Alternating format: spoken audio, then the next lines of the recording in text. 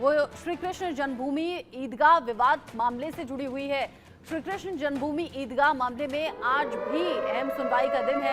Allahabad high court में मुस्लिम पक्ष दलील रखने वाला है। साथ ही साथ आप जानकारी ऐसी, विवाद का निपटारा केवल वक्फ ट्रिब्यूनल में संभव है।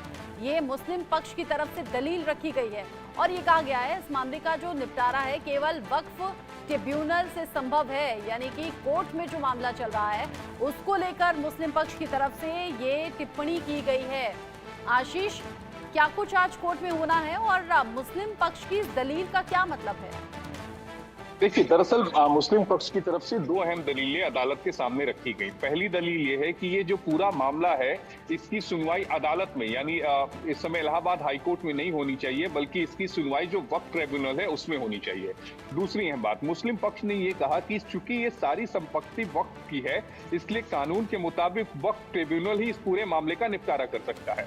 तीसरी अहम बात, उन्होंने कहा कि इस मामले में सबसे बड़ी जो अड़चन है वो समय सीमा है, यानी जब अगर कोई मैटर किसी के हक में जाता है, सिविल मैटर, तो उसमें 3 साल की समय सीमा की मियाद होती है। चौथी अहम बात, मुस्लिम पक्ष ने ये कहा कि 1968 में जन्म संस्थान द्वारा एक समझौता किया गया।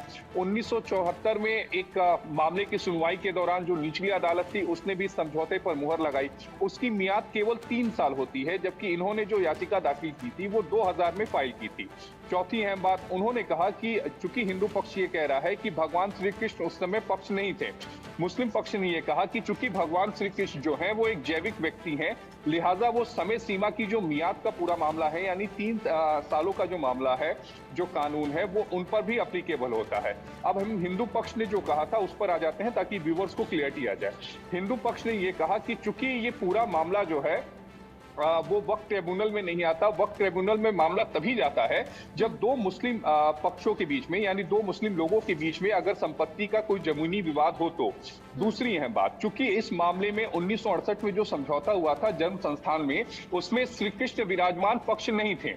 तीसरी अहम बात उनकी तरफ से ये कही गई कि श्री कृष्ण विराजमान को इसमें पक्ष ना बनाकर उनके साथ भेदभाव किया गया है, लिहाजा उन्हें भी अपनी अर्जी दाखिल करने का, अपनी बात को कहने का पूरा मौका मिलना चाहिए। चौथी अहम बात, जो 1968 का समझौता था जन्म संस्थान का, वो पूरी तरह से इनलीगल था, गैर कानूनी था, क्योंकि जन्म संस्थान की केवल एक जिम्मेदारी थी कि आप पूरे परिसर की देखरेख करिए, ना कि आप समझौता कर लीजिए। पांचवी, ये करोड़ों हिंदुओं की आस्था का मुकदमा है, लिहाजा केवल एक ट्रस्ट किसी भी करोड़ों हिंदुओं के बिहाफ पर जाकर समझौता नहीं कर सकता। तो ये 5 अहम बातें हिंदू पक्ष की तरफ से कही गई हैं। क्योंकि अब इस पूरे मामले में अंतिम बहस की तरफ ये पूरा मामला चल चुका है, तो पहले हिंदू पक्ष ने बहस की थी, अब मुस्लिम साइड की तरफ से, यानी शाही ईदगाह मस्जिद कमेटी, सुन्नी वक्फ बोर्ड की तरफ से बहस जो है उसकी शुरुआत की गई है। और उसी कड़ी में आज भी मुस्लिम साइड की तरफ से इस पूरे मामले में अपना पक्ष रखा जाएगा।